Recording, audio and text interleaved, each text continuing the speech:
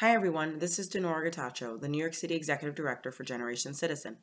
Thank you for signing up to be a judge at our Civics Day and for taking time to view this webinar. I promise to be brief and respect your time. I have two goals for this webinar.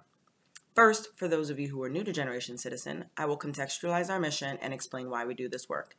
Second, I will provide you an overview of what to expect at Civics Day and provide some tips and tricks for how to be a compassionate, effective, and engaging Civics Day judge. Let's get started. So who is Generation Citizen, you may ask? We are a 7-year-old national nonprofit organization whose mission in layman's terms is to get civics education back into classrooms nationwide using a new and exciting pedagogy that we call Action Civics, where we teach young people about how politics works by directly engaging with politics. Our goal is to give young people the civic skills and knowledge they need to actively participate in our 21st century democracy for the long term. So why does this matter? Democracy depends on political participation, but Americans, especially young Americans, are turning away from politics. Young people want to make a difference, but don't think politics and government is the best way to create change. Only half of the young people voted in the 2016 election, and less than half of those young people were people of color. While this slide is based on 2012 statistics and voter turnout increased ever so slightly in 2016, our turnout did not increase enough to move us to the front of this line. America has a turnout problem. Politics is broken. The answer is not to disengage. However, we must re-engage, and we must teach young people how to be politically active. We must show young people that politics is more than the presidential election, that real political change starts at the local level, and that everyone can be a change maker. Here's the current state of affairs with civics education. Effective civics education is history. Traditional civics is ineffective and widely viewed as one of the most boring classes in school. Or, civics has been pushed out of schools entirely. Moreover, what we know is that students who attend schools in underserved communities are half as likely to study how laws are made and 30% less likely to report having experiences with debates or panel discussions in social studies classes. This reality has been coined as the civic engagement gap. To lead change, we must first teach it. Our Action Civics program is analogous to a driver's education for civics. We don't let new drivers get on the road without training them first, so why do we think that if we want young people to be active citizens, they don't need similar training? But when I say Action Civics, I want to be clear. This is not Schoolhouse Rock. I'm just a bill on Capitol Hill. Okay, I will stop because I can't sing. This slide explains what happens in our classrooms over the course of a 10-week semester. Our college volunteers or teachers work with students to learn how democracy works and utilize government by taking action on important community issues. Students learn by doing. So how does it work? Step 1, students debate and build consensus around an issue that personally affects them. Step 2, students analyze the underlying root causes of the selected issue and collaborate with their democracy coaches or teachers to develop an effective action plan. Step 3, students put their plans into action and participate in Civics Day, presenting their action plans and preliminary results to public officials, fellow Generation Citizen classes, and other community members. This all culminates with Civics Day. I've got another analogy for you. Civics Day is like a science fair for civics. I hope that immediately takes you back to elementary school, but not, because now you are the judge. Dun dun dun dun! That's where you come in, dear Civics Day judge.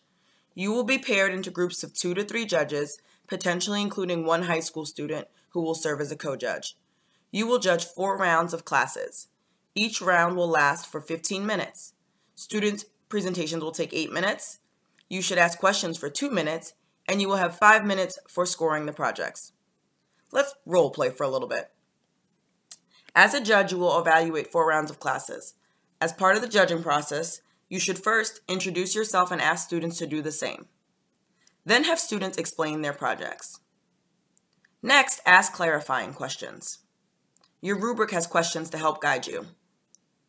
Then you should thank the students. Finally, you should score and transition, meaning move on to the next table. As a few reminders, you will be engaging with students who are in grades 6 to 12 and likely have never spoken to professional leaders outside of their home or the school. So please be nice to them and try to get them to engage with you at the outset. Our students love hearing your feedback, so please do share any constructive feedback that you feel comfortable sharing at the end of the presentation. As I mentioned, some of you will be joined by student judges for the final 3 rounds of judging. Treat them the same way you treat the student presenters. Let me explain the rubric. You will grade presentations on the 5 categories displayed on screen, which you can also find in the judge rubric that you recently received. The first category is grassroots change. Students can clearly and compellingly articulate why their focus issue matters to them and matters to their community. The second category is systemic impact. Students can provide logical and evidence-based reasoning to explain how their project goal addresses the systemic root cause or causes of their issue. The third category is collaboration and diversity. Students have engaged a variety of local community members in their work and can clearly explain why each has a stake in the issue. The fourth category is action. Students have utilized a variety of tactics to engage their targets and have shown considerable thoughtfulness and attention to quality in completing their tactics. The final category is open-mindedness. Students can thoughtfully reflect on the GC process and connect their GC experiences with future implications and possibilities. For each category, you are asked to rank the presentation on a scale of 0 to 4. 0 for a presentation that demonstrates no effort, and 4 for an excellent presentation. The judge rubric contains suggested questions to jumpstart your engagement with the students. Again, just to remind you, you are engaging with students who are between 12 and 19 years of age from diverse backgrounds. Again, many of them have not had experience presenting to adults except in home or in a classroom setting. So please make sure that your scoring and engagement with the students takes these factors into consideration. What happens to your scores after judging? They are tabulated by the New York City program team, and the class with the highest score in each category will receive an award during the second portion of the program. So I encourage you to stick around and cheer on the students.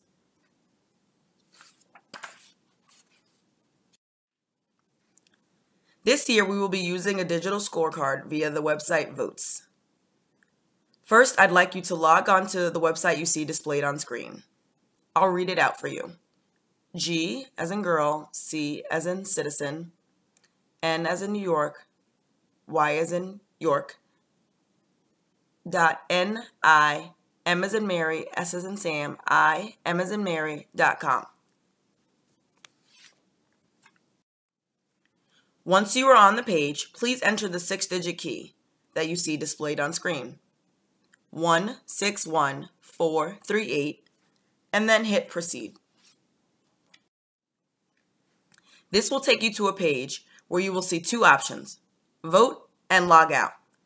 Please select vote.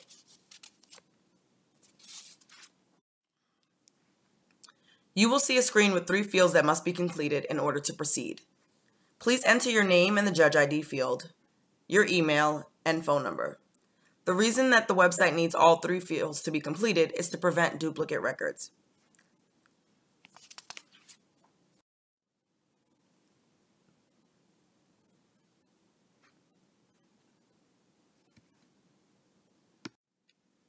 Okay, now that the housekeeping is out of the way, here comes the good part.